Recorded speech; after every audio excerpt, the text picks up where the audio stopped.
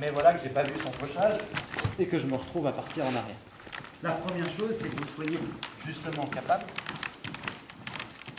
de partir, simplement de relâcher la jambe et d'arriver au sol sans dommage. Et pour commencer, de ne pas arriver au sol avec les mains derrière en espérant réceptionner comme ça, parce que quelque chose va casser. Le poignet ou le cou ou l'épaule, quelque chose va casser, c'est sûr. Donc première étape, vraiment essayer simplement d'aller au sol.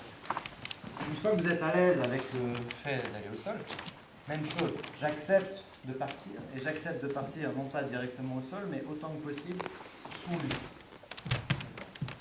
C'est ça que je veux. Il faut que je passe sous son centre de gravité, et c'est exactement le même procédé. Je le récupère. D'accord ? C'est un peu moins effrayant que la projection de hanche, parce que vous ne décollez pas d'un coup.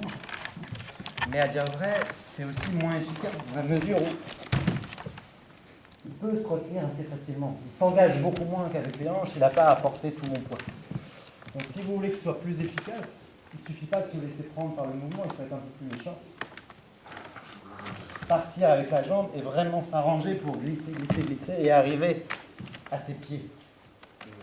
Plus vous arrivez au courant, plus vous arrivez à ses pieds, mieux c'est. Or, si on est honnête, quand il me projette, la direction qu'il me donne, elle est plutôt là que à ses pieds.